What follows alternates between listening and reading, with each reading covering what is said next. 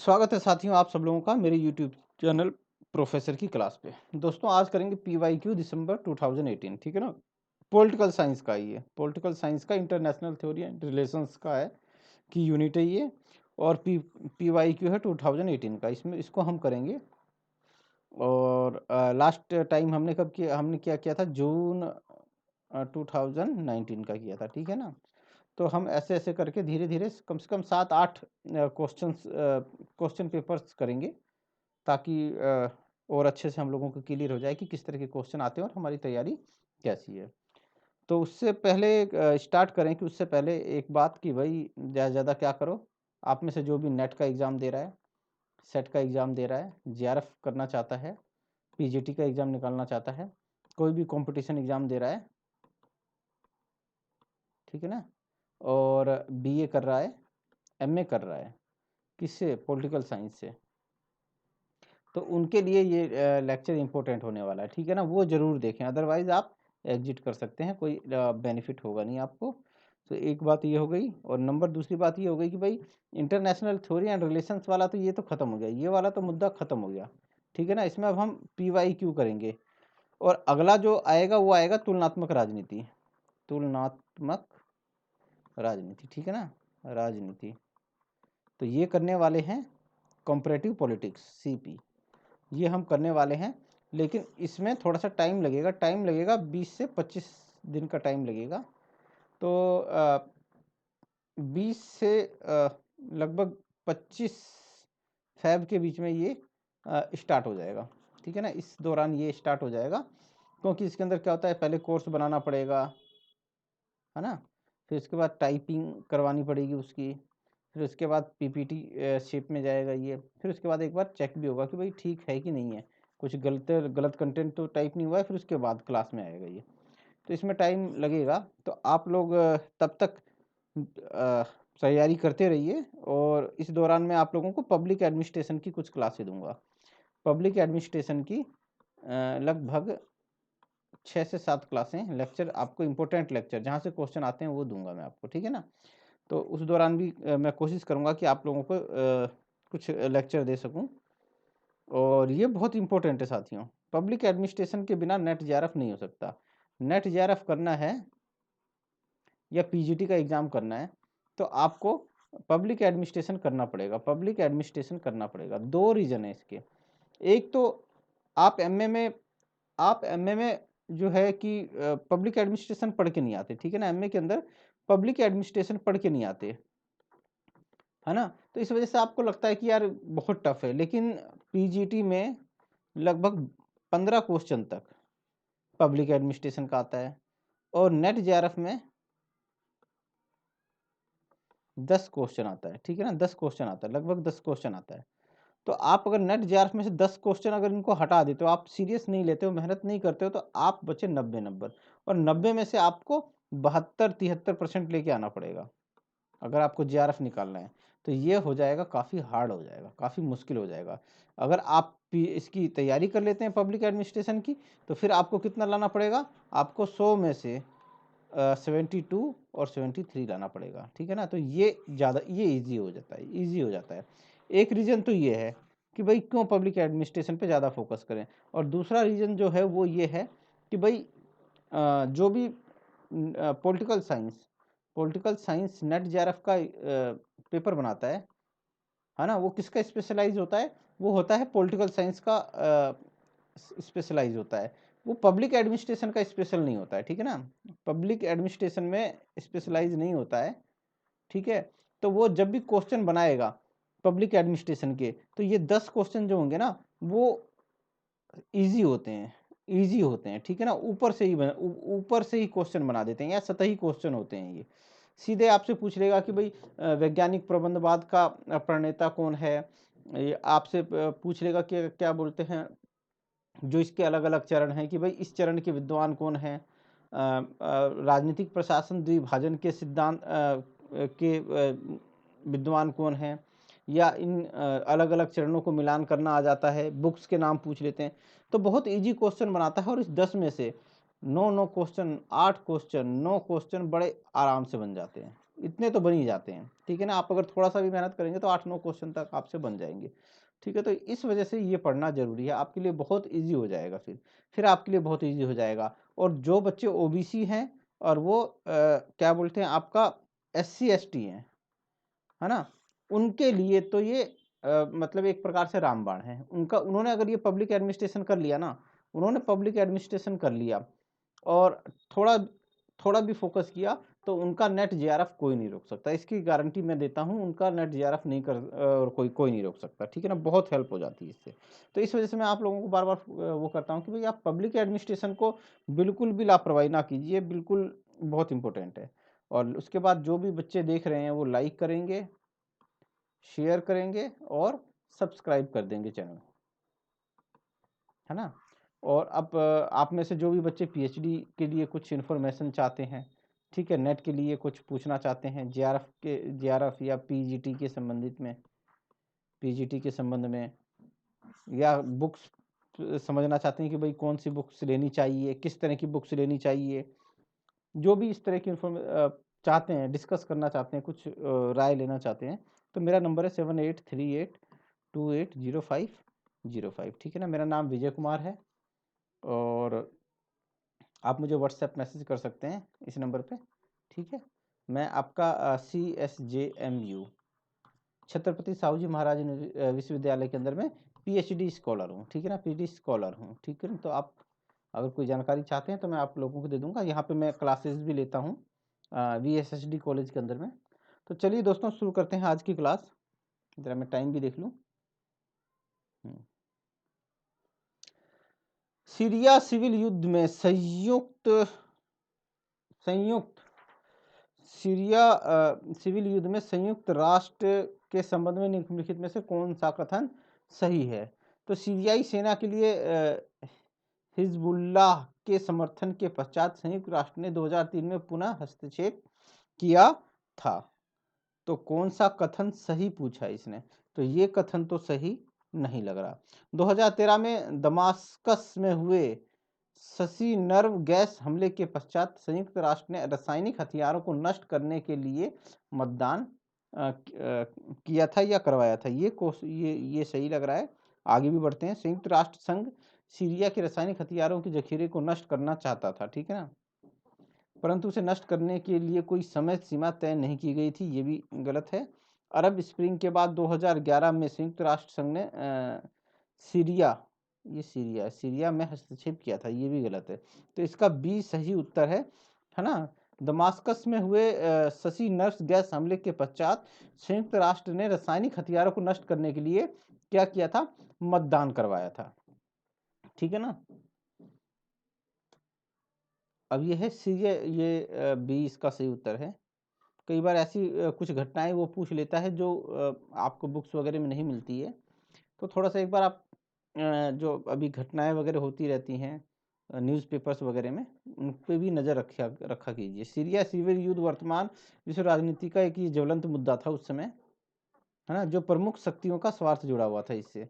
2013 में दमास्कस में हुए शशि नर्व गैस हमले के पश्चात संयुक्त राष्ट्र ने रासायनिक हथियारों को नष्ट करने के लिए, ठीक है ना, कि रासायनिक हथियार नष्ट करने के लिए मतदान किया था कि भाई सभी सदस्यों ने मिलके मतदान किया था। रूस ने अपने हितों के मद्देनजर सीरियाई सरकार के समर्थन में विद्रोहियों के खिलाफ सैन्य प्रयोग करता रहा है, ठीक है। तो ये एक चीजें हैं, आप याद रखना। किसने कहा कि हम सबसे बड़े लोकतंत्र के साथ बुद्धिमत्ता से पेश आना चाहिए। तो सबसे बड़े लोकतंत्र से तात्पर्य है भारत से, ठीक है ना। किससे तात्पर्य है, भारत से है कि भारत के साथ बुद्धिमत्ता से पेश आना चाहिए। हमें भारत का सहयोग देने के लिए कड़ा परिश्रम सतत रूप से करने की आवश्यकता है। हालांकि हम पाकिस्तान को अपने मित्र की उपेक्षा नहीं कर सकते। ये अमेरिका जो होगा ना, अमेरिका की तरफ से कहा गया होगा, ठीक है ना, अमेरिका के किसी उसने कहा होगा। अब किसने कहा है, Nicholas Burns, Henry Kissinger, Colin Powell, Davis Mulford. नहीं, इन्होंने नहीं कहा है, इन्होंने भी नहीं कहा है, इन्होंने भी नहीं कहा है, ये इसने कहा है, कोलिन पोवेलस ने कहा है, ठीक है ना। इसने कहा है कि भारत जो सबसे बड़ा लोकतांत्रिक देश है उसके संग हमें बुद्धिमत्ता से पेश आना चाहिए। पहले क्या करता था कि अमेरिका जो था ना कि आंख मीच के पाकिस्तान के समर्थन में आ जाता था, समर्थन में आ जाता था, ठीक है ना, आंख मीच के उसका समर्थन कर देता था। वो अमेरिका ये भी नहीं देखता था कि क्या सही है ना, क्या गलत है, क्या बुद्धिमानी वाला है और क्या बुद्धिमानी वाला नहीं है, क्या बुद्धिमानी वाला कार्य नहीं है, ठीक है ना, वो समर्थन कर देता था पाकिस्तान को। तो ये कॉलिन पोवेल ने कहा कि भाई हमें क्या करना चाहिए, जो सबसे बड़ा लोकतांत्रिक देश है भारत, हमें इसके संग बुद्धिमत्ता के साथ पेश आना चाहिए और पाकिस्तान के संग भी हमें मित्रता का व्यवहार रखना चाहिए, उसकी उपेक्षा नहीं करनी चाहिए, लेकिन इसके संग, भारत के संग हमें क्या बुद्धिमत्ता से पेश आना चाहिए, है ना। पहले क्या था कि ये हमेशा इसको समर्थन ही करता रहता था पाकिस्तान को अमेरिका, तो उस समय कॉलिन पॉवेल ने कहा था, वही चीज है।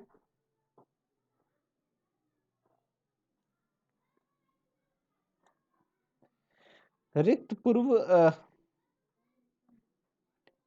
प्रीएम्प्टिव रणनीति के बारे में निम्नलिखित में कौन सा कथन सही नहीं है, मतलब गलत कथन निकालना है, ठीक है ना। कई बार होता है कौन सा कथन सही, यहाँ तक पढ़ के ही हम जवाब दे देते हैं, ठीक है ना, तो नहीं, आपको ये जरूर देखना है, ये बड़ा इंपॉर्टेंट है, ठीक है ना। यह रणनीति युद्ध रोकने के लिए की गई तैयारी है ना, ये संयुक्त राष्ट्र चार्टर के अनुकूल है, यह रणनीति किसी संभावित आक्रमण के बलवती होने से पूर्व आक्रमण का अनुमोदन करती है। तो ये सी उत्तर सही है इसका। यह रणनीति दुर्जन शासन से मिलने वाली धमकी से नहीं, ये नहीं है।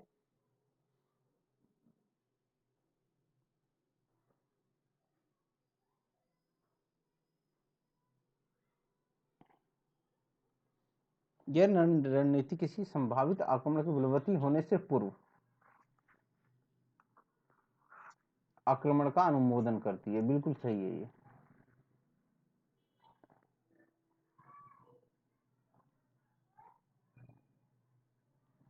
हाँ? ये बी इसका उत्तर नहीं होगा, इसका उत्तर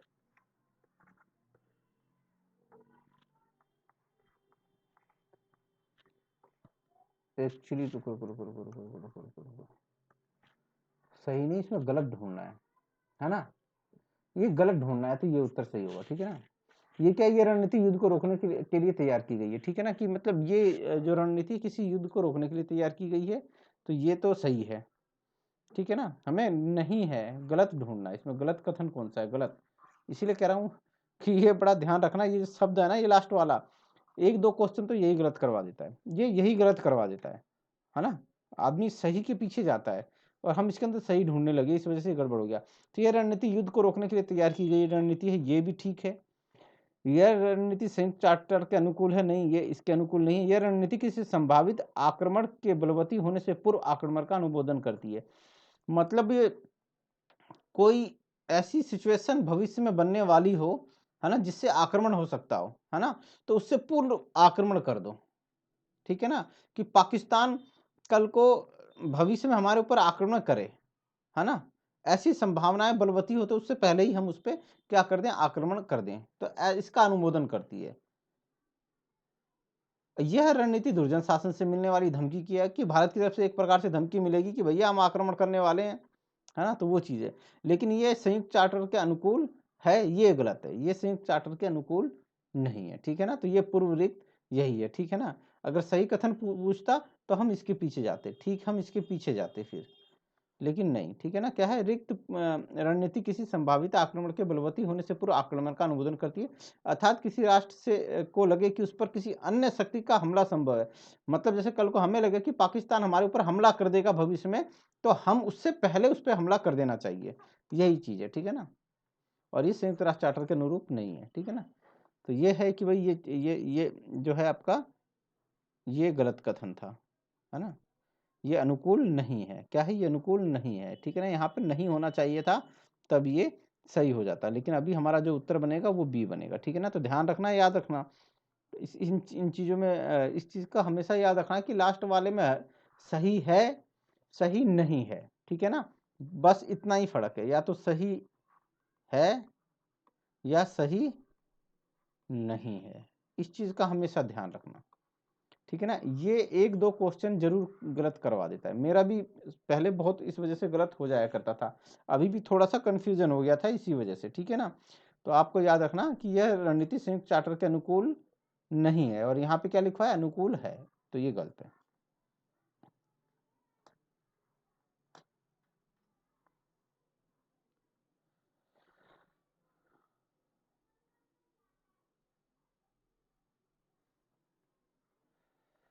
उन्नीस में पोखरण में भारतीय परमाणु विस्फोट के पश्चात निम्नलिखित में कौन सी प्रक्रिया हुई। तो अमेरिका ने भारत और पाकिस्तान दोनों के परमाणु परीक्षणों की भर्त्सना की, मतलब बुराई की, आलोचना की। बिल्कुल सही बात है। हुआ ये था कि भाई भारत में तो अटल वाजपेयी बिहारी जी ने पूरी छूट दे दी थी अब्दुल कलाम जी को कि भाई आप करो, चाहे अंतरराष्ट्रीय स्तर पे क्या होगा और हमारे घरेलू राजनीति में क्या होगा उसकी परवाह नहीं है, मुझे सिर्फ क्या चाहिए, परमाणु परीक्षण, परमाणु अस्त्र चाहिए, परमाणु बम चाहिए, ठीक है। तो ये हो गया था। तो इधर भारत में जैसे ही इन्होंने परमाणु परीक्षण किया, उधर कुछ दिन बाद ही 5 6 7 8 दिन तक इन्होंने, पाकिस्तान ने देखा कि इसकी क्या प्रतिक्रिया हो रही है, क्या संयुक्त राज्य अमेरिका भारत के ऊपर आक्रमण करेगा, क्या करेगा, कैसा कदम लेगा। तो उसने देखा कि यार कुछ नहीं हुआ है, इन्होंने बस क्या किया कि आर्थिक प्रतिबंध लगा दिए हैं, कुछ इससे ज्यादा कुछ नहीं हुआ है। तो पाकिस्तान ने भी चुपके से परमाणु बम फोड़ दिया था। ये साला पाकिस्तान जो है ना, ये एक नंबर का इतना हरामी देश है कि इसने परमाणु बम पहले से ही बना के रख रखा था, बस ये परीक्षण करने से डर रहा था, ठीक है ना। डरपोक तो है ही है ये, पाकिस्तान डरपोक तो है ही है, ये परीक्षण, इसने बम तो पहले ही से बना रखा था, बस परीक्षण करने का ये मौका देख रहा था। और इसने जैसे ही देखा कि भारत ने परीक्षण किया, उसके ऊपर कोई वैसी कठोर सैन्य कार्रवाई नहीं हुई है, तो इसने भी पीछे से फटाफट कर दिया। तो उस समय इसने, अमेरिका ने इन दोनों देशों की परमाणु परीक्षणों की आलोचना की, और इन दोनों के ऊपर वो भी लगा दिया था दोनों के ऊपर वो भी लगा दिया, क्या बोलते हैं, आर्थिक प्रतिबंध भी लगा दिए थे, ठीक है। तो इन दोनों दोस्त देश अगर साथ में रहे तो बड़ा फायदा होता है। अब भाई भारत ने परीक्षण किया और इसका फायदा पाकिस्तान को भी मिल गया, उसने भी परीक्षण कर दिया। उसके बाद पाकिस्तान क्या करने लगा, उत्तर कोरिया को ये परमाणु बम बनाने का वो भी देने लगा, टेक्नोलॉजी देने लगा। अमेरिका ने कहा कि भाई तू उसको क्यों दे रहा है, तो कह रहा है कि भैया तुमने मेरे ऊपर आर्थिक प्रतिबंध लगा रखा है, मेरे तो खाने के लाले हैं, मैं तो वैसे ही भिख मंगा हूं, तो मैं यही बेच के अपना काम चलाऊंगा। तो अमेरिका ने फिर उसके ऊपर से अब आर्थिक प्रतिबंध हटा लिया। अब जैसे ही अमेरिका ने पाकिस्तान के ऊपर से आर्थिक प्रतिबंध हटाया, तो भारत भी खड़ा हो गया, भैया गुनाह तो मैंने भी वही किया है जो पाकिस्तान ने किया है ना। तो पाकिस्तान ने भी परमाणु परीक्षण किया है, मैंने भी परमाणु परीक्षण किया है, तो उसका माफ कर दिया, तो भैया मुझे भी माफ करो। तो ये दोनों देश अगर समझदारी से काम करें तो बहुत फायदा होगा इनको। लेकिन ये पाकिस्तान जो है, ये कुत्ते की दुम है, ये कभी सीधा होता नहीं है ना। तो चलिए आगे बढ़ते हैं। तो ये कथन से संयुक्त राष्ट्र आपस में परमाणु विश्व घटना करते हुए संकल्प पारित किया था, ये भी ठीक है। आर्थिक प्रतिबंध लगे थे, तो भैया ये भी कथन ठीक है। अब भारत, अमेरिका के दबाव के बाद भारत ने अप्रसार संधि, अरे भैया भारत परमाणु परमाणु बम बना ही था, परमाणु बम बना ही था दबाव हटाने के लिए, दबाव हटाने के लिए। किससे दबाव हटाने के लिए, चीन से।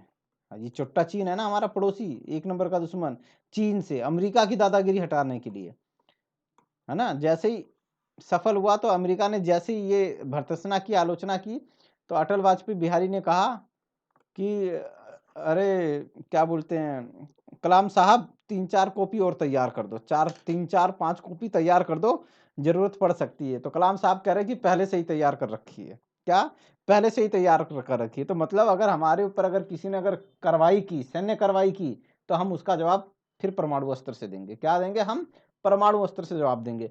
तो ये दबाव क्या बोलते हैं, इससे दबाव हमारे ऊपर नहीं पड़ा, ये तो दबाव हटाने के लिए हमने परीक्षण किया था, सारा दबाव हटा दिया। अब चीन का हमें खौफ नहीं है, हमें पाकिस्तान को तो हम गिनती नहीं करते, उसके घर में घुस के मार के चले जाएंगे, ठीक है ना। अमेरिका के भी हमें कोई वो नहीं है, कोई डर नहीं है। तो ये क्या है, इसमें 1 2 3 सही है। कौन सा कथन सही है, ये डी, ठीक है ना, ये प्रतिक्रियाएं हुई थी, ठीक है, सही है। निम्नलिखित घटनाक्रमों को क्या करो कि भाई उसमें करो, कालानुक्रम करो, है ना।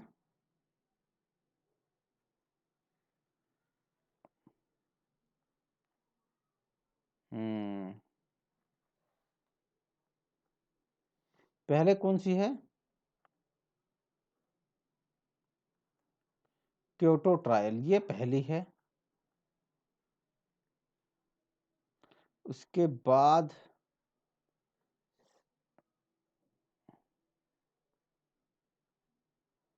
ईरान की इस्लामिक क्रांति आई। उसके बाद ये गोर्बेचोव का CPSU का महासचिव नियुक्त किया गया, और फिर सबसे लास्ट में औपचारिक रूप से शीत युद्ध की समाप्ति हुई। तो ये इसका कालानुक्रम बनेगा, ठीक है ना। तो ये याद रखना, ये रहा इसके अंदर ये डेट है, इनको डेट को आप लिख लो, है ना, बहुत इंपॉर्टेंट आएंगे। ये 1945 से 48 के बीच में ये टोक्यो ट्रायल, ठीक है ना, न्यूरेमबर्ग और टोक्यो ट्रायल है। ईरान में इस्लामिक क्रांति हुई थी 1978 से 79 के बीच में। ये गोर्बेचोव CPSU का महासचिव नियुक्त किया गया था 1985 में, ठीक है ना। और औपचारिक रूप से शीत युद्ध की समाप्ति हुई 1992 के अंदर में, ठीक है, औपचारिक रूप से। तो आप इसके अंदर अगर एक या दो भी आपको पता होंगे ना, एक दो, तो भी आपको हो जाएगा। जैसे कि मुझे ये पता था कि गोर्बेचोव की कब हुई थी, और ये CSE की बैठक कब हुई थी, ठीक है ना। औपचारिक रूप से शीत युद्ध की समाप्ति, ये बैठक नहीं है, ठीक है, ये नहीं है, ये 1992 की, ठीक है ना। तो ये युद्ध की समाप्ति कब हुई थी ये। तो अगर एक दो भी पता होगा आपको, तो ये क्वेश्चन बनने के चांस आपके 99% तक हो जाते हैं, फिर 90% तक हो जाते हैं, अगर आपको एक दो भी पता है ना। तो मुझे इसका पता था कि भाई ये तो देखो, ये हो गया, है ना, औपचारिक रूप से शीत युद्ध की समाप्ति यहाँ पे आ गया, और गोर्बेचोव, ठीक है ना, 2 और 4 ये हो गए। तो ये कहीं कॉम्बिनेशन ऐसा बन नहीं रहा था, तो मैंने इस पे लगाया। आप इनकी डेट नोट कर लीजिएगा, एक बार पढ़ लीजिएगा।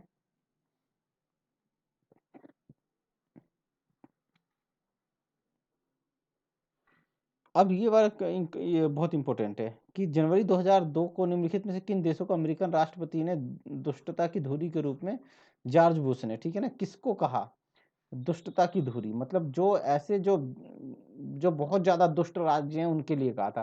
तो एक तो ये उत्तर कोरिया और इराक के लिए ये शब्द यूज किया था, ये जॉर्ज बुश ने कहा था। उत्तर कोरिया, ये तो है ही, आपको पता है किसका तानाशाह पगला, ईरान और इराक के लिए, ये 3 कॉम्बिनेशन है, ठीक है ना। तो अमेरिकी जॉर्ज बुश, W बुश थे जूनियर, इन्होंने कहा था, दुष्टता की धुरी से संबोधित किया था इनको। तो आप ये चीज याद रखिएगा, ठीक है ना।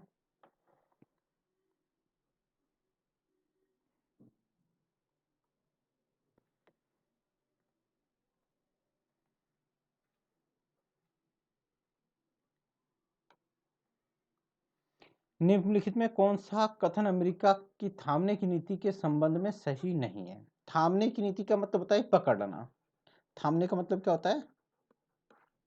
पकड़ना, पकड़ना, ठीक है ना, पकड़ना। कहते हैं ना कि भाई आपके साथ हूं मैं, ठीक है ना, तो साथ में लेके चलना, खतरे के टाइम में हेल्प करना, इन सब चीजों से ये संबंधित है, ठीक है। तो ये अमेरिका की थामने की नीति के संबंध में सही नहीं है। थामने के इस उद्देश्य की एक्चुअली वो हुआ ये था साथियों, कि जब सेकेंड वॉर जो है ना, सेकेंड वॉर खत्म हुआ ना, उसके बाद पूरा विश्व दो दो एक तरफ तो अमेरिका हो गया था, एक तरफ USSR हो गया था, ठीक है ना, USA और USSR हो गया। तो एक तरफ तो पूंजीवादी खेमा था, एक तरफ साम्यवादी खेमा था, ठीक है ना। एक बार क्या था, पूंजीवादी था, पूंजीवादी खेमा था, और एक तरफ साम्यवादी खेमा था। इसका नेतृत्व अमेरिका कर रहा था, और इसका USSR ये कर रहे थे, ठीक है। तो थामने की नीति जो है ना, ये अमेरिका से संबंधित है, थामने की नीति। अगर ये इनको नहीं पकड़ता आपका पश्चिमी यूरोप को, ठीक है ना, अगर ये पश्चिमी यूरोप को नहीं थामता, नहीं पकड़ता, तो ये किस में चले जाते? साम्यवादी बन जाते, ये साम्यवादी व्यवस्था वाले देश बन जाते, ठीक है, समाजवादी व्यवस्था वाले देश बन जाते। और इस वजह से अमेरिका ने क्या किया कि इनको अपनी तरफ करने के लिए, अपनी तरफ मिलाने के लिए, अपने जैसा पूंजीवादी बनाने के लिए, अपने विचार मूल्यों को इन पे थोपने के लिए इन्होंने इसकी मदद की, इनको थाम लिया, ठीक है ना। तो ये बेसिकली थामने का मतलब ये, थामने की नीति मतलब ये हेल्प करना।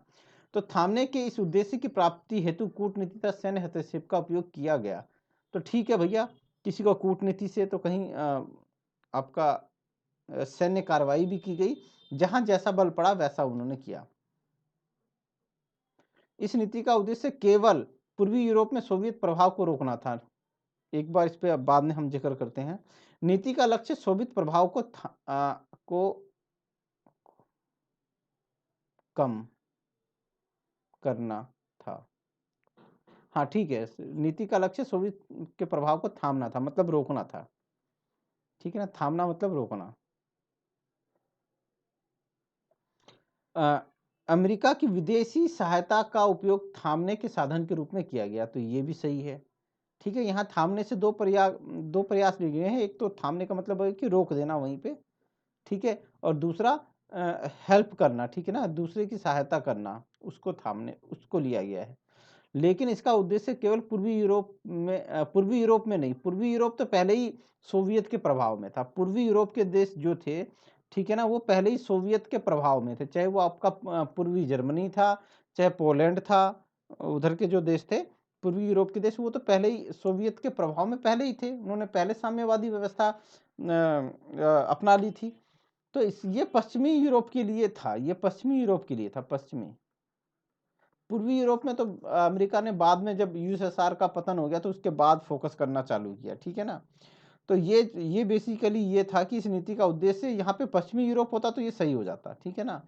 तो इस नीति का उद्देश्य केवल पूर्वी यूरोप को, ये कथन गलत है, ये कथन असत्य है, ठीक है ना, बाकी ये सारे सही हैं। तो ये चीज याद रखना, ठीक है ना। ये पूर्वी यूरोप से संबंध नहीं था, पश्चिमी यूरोप से था इसका संबंध, इस नीति का संबंध, देखना। इसी के तहत उसने क्या किया था, पश्चिम यूरोप के देशों को इसने हेल्प की थी, उनको थाम लिया था। और इस नीति से वो क्या करना चाहता था कि जो सोवियत का प्रभाव था उसको रोकना चाहता था, उसको थामना चाहता था। तो इसका सही उत्तर बी होगा।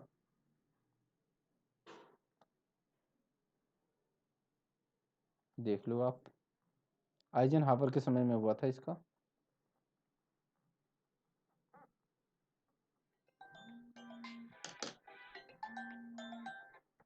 Hello hello hello hello hello, आ रहा हूँ, 10-15 मिनट में आ रहा हूँ। चलिए दोस्तों, आगे बढ़ते हैं।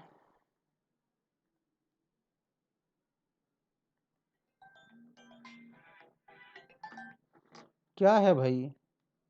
हेलो, क्लास ले रहा हूँ,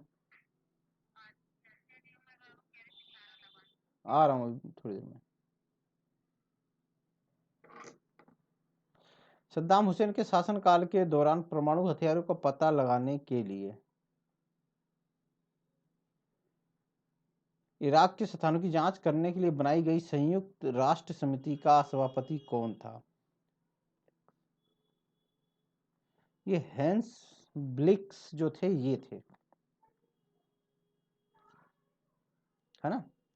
सद्दाम हुसैन के शासनकाल के दौरान परमाणु हथियारों को पता लगाने के लिए ईरान के स्थानों की जांच करने के लिए जो समिति बनाई, संयुक्त राष्ट्र समिति जो बनाई गई थी, उसके सभापति कौन थे?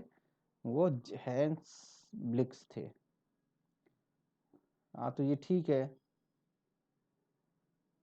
उनको जांच करना था कि भाई कहीं ऐसा तो नहीं है इराक कुछ परमाणु हथियार वगैरह का बना रहा हो, ठीक है। तो इस वजह से एक इन्होंने समिति बनाई थी, उसके अध्यक्ष थे हेंस ब्लिक्स।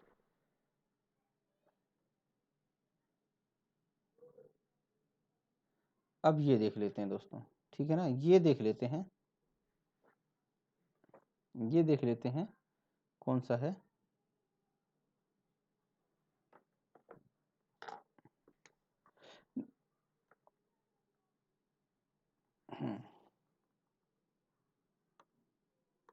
निम्नलिखित में कौन सा 2000 में संयुक्त राष्ट्र महासभा द्वारा अनुमोदित शताब्दी लक्ष्यों का भाग नहीं था? नहीं है, ठीक है ना, नहीं था। हाँ नहीं ढूंढना है।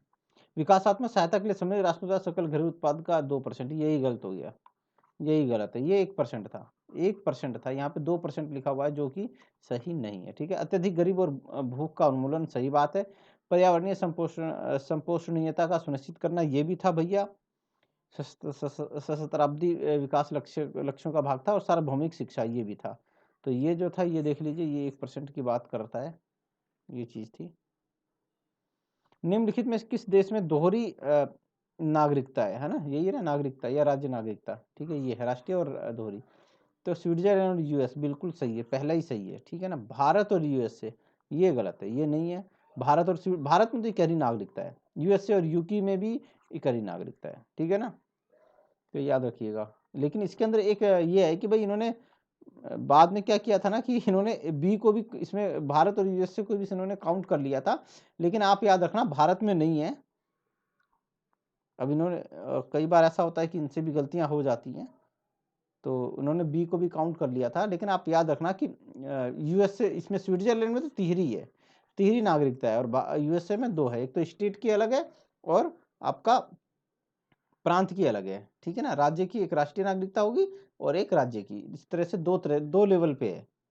भारत में तो एक ही है, चाहे आप भारत के नागरिक हो, चाहे आप उत्तर प्रदेश में रहते हो, चाहे आप दिल्ली में रहते हो, कोई फर्क नहीं पड़ता उससे, ठीक है ना।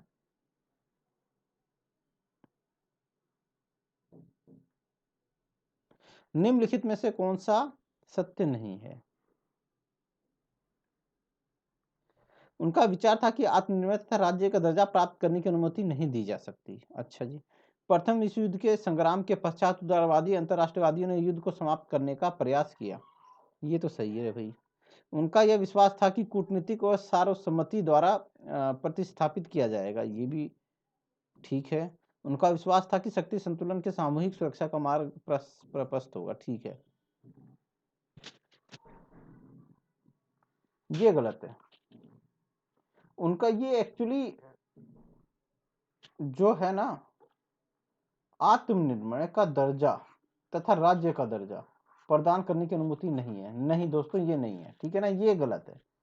इनका विचार क्या था कि एक्चुअली ये जो बोला गया है ना, ये जो विचार है ना, ये सारे के सारे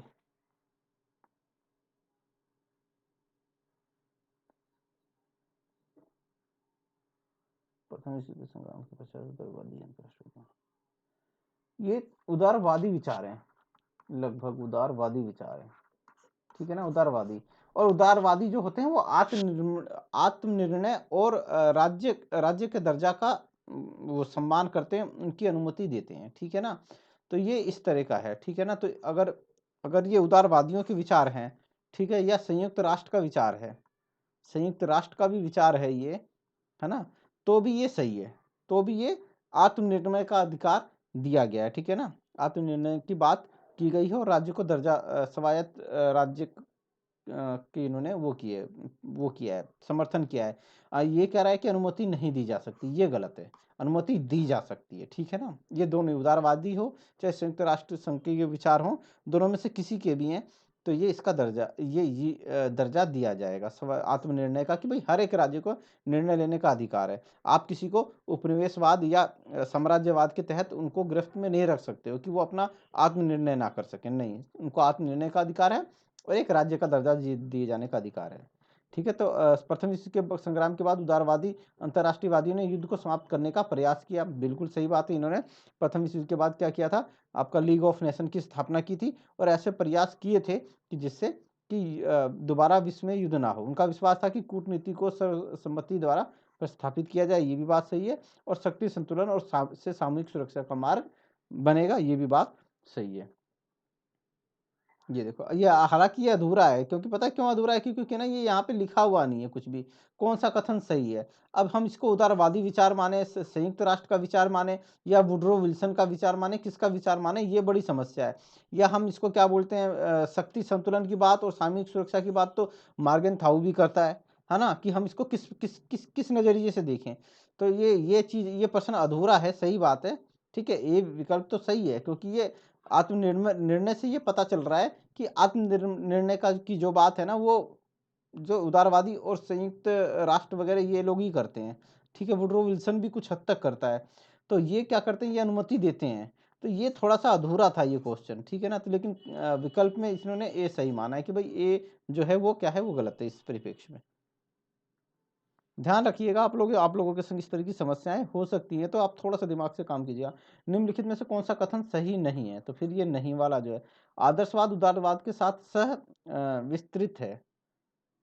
अच्छा जी, के साथ नहीं भैया, ये तो इसी में ही गड़बड़ लग रहा है, लेकिन पहले पूरा देखना है, ठीक है ना। एक कोई देख के मैं उत्तर नहीं दूंगा। आदर्शवादी उपागम में नैतिक मूल्यों की भूमिका पर बल दिया जाता है, तो ये बिल्कुल सही है। आदर्शवादी जो है वो नैतिक मूल्यों की बात करता है। आदर्शवादी उपागम का लक्ष्य अंतर्राष्ट्रीय कानून द्वारा अंतर्राष्ट्रीय, ये भी सही है। आदर्शवाद अनिवार्यतः उदारवाद अंतर्राष्ट्रवाद का एक परिवर्तित रूप है, ये भी ठीक है।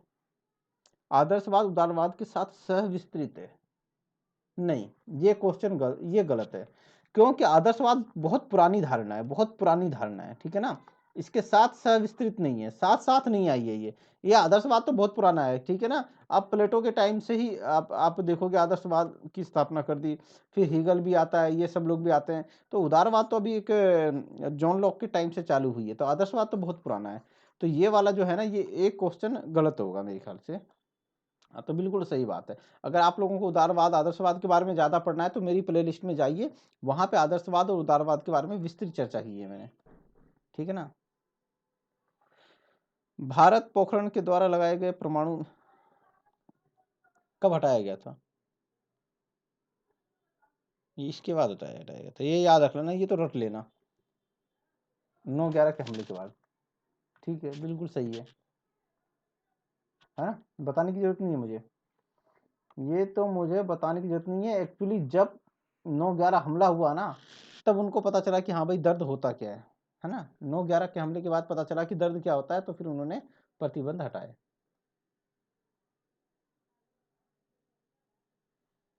विलियम फॉक्स, रॉबर्ट कॉक्स, जे मर्गेनथाउ, E.H. कार और हॉन्स मर्गेनथाउ ने तो इस शब्द का प्रयोग भी किया नहीं, सुपर पावर का, इन्होंने तो बिल्कुल नहीं किया। अब बचे रॉबर्ट कॉक्स और विलियम फॉक्स, ये विलियम फॉक्स का लगता है। हाँ, अमेरिकी चिंतन विलियम फॉक्स ने सर्वप्रथम महाशक्ति सुपर पावर शब्द का प्रयोग किया था।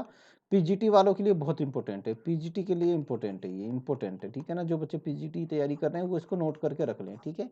अमेरिकी चिंतन विलियम फॉक्स, ठीक है।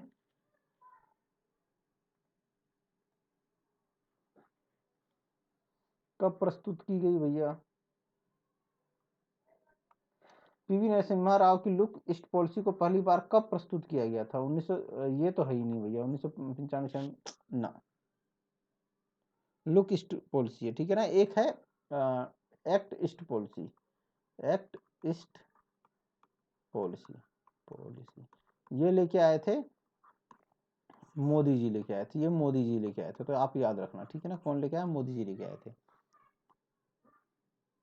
1991 में अपने व्याख्यान के बना ही नहीं था, ये है 1991 में अपने व्याख्यान के द्वारा सिंगापुर में, ठीक है। तो 1991 याद रखना, ये सितंबर 1991 में, कंफ्यूज हो गया था मैं, सॉरी। तो उसके बाद मोदी जी ने अपनी एक्ट ईस्ट पॉलिसी चालू की थी, तो ये बात याद रखना, ठीक है ना। अब इसमें निम्नलिखित में से कौन सा देश अरब स्प्रिंग 2011 के पश्चात राजनीतिक हिंसा का साक्षी नहीं था, मतलब उसके ऊपर राजनीतिक हिंसा का कोई बहुत ज्यादा प्रभाव नहीं पड़ा। तो ये देश था सऊदी अरब। मिस्र, ट्यूनीसिया, लीबिया, इनमें तो बहुत ज्यादा फर्क पड़ा था, यहाँ पे सरकारें तक चेंज हो गई थी, ठीक है ना। तो लेकिन सऊदी अरब में क्या हुआ था कि सऊदी अरब में महिला मताधिकार की हो गया था, ये एक अच्छी बात हुई थी। तो आपसे पूछेगा कि अरब स्प्रिंग क्रांति जो है उसका सऊदी अरब पर क्या फर्क पड़ा, तो यहाँ पे महिला मताधिकार हो गया था, महिला मताधिकार मताधिकार प्राप्त हो गया था, ठीक है ना। तो आप ये बात याद रखना, ठीक है ना। कोई व्यापक सुधार नहीं था, महिलाओं को अधिकारों में वृद्धि हो गई थी।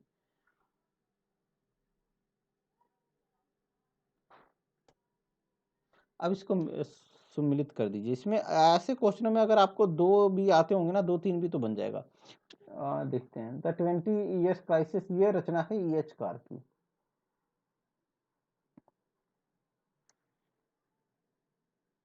ठीक है ना,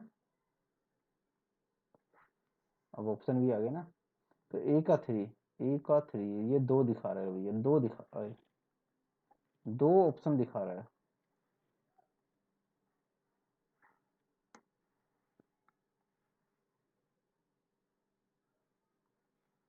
चलो ये 2 बता रहा है, चलो देखते हैं। Neocolonialism, the last stage of imperialism, ये क्वामे नक्रुमा का है। ठीक है, तो ए का 3 और डी का 2, ए का 3 और डी का 2 दोनों में यार, और इधर भी दोनों में, तो ये इसमें से कोई सा भी ऑप्शन होगा वो सही होगा। ठीक है ना, ए डी कोई सा भी होगा। ठीक है, डी का 1, एनालिसिस ऑफ इंटरनेशनल रिलेशंस, ये भी इसकी कार्ल ड्यूस की है, ये कार्ल ड्यूस की पुस्तक है। और इंपीरियलिज्म स्टडी, ये किसकी है, ये जे ए हॉब्सन की है, ये इसकी है। तो सी का 4 हो, तो यही यही एक्चुअली इन्होंने गलत वो कर दिया है। ठीक है ना, दोनों अलग अलग होना चाहिए था। तो बेसिकली कोई सा भी ले लो इसमें से, चाहे सी भी सही होगा उस हिसाब से, तो भैया डी भी सही होगा, है ना, है ना। तो ये मैंने आप लोगों को मैंने आप लोगों को करवाया। अगर आप लोगों को पसंद आया हो तो ज़्यादा से ज़्यादा लाइक कीजिए, शेयर कीजिए और सब्सक्राइब कीजिए। ठीक है ना, ठीक है दोस्तों, तो फिर मिलते हैं एक नए लेक्चर के साथ, करेंगे जून 2018। ठीक है ना, चलिए मिलते हैं फिर बाद में। Good night.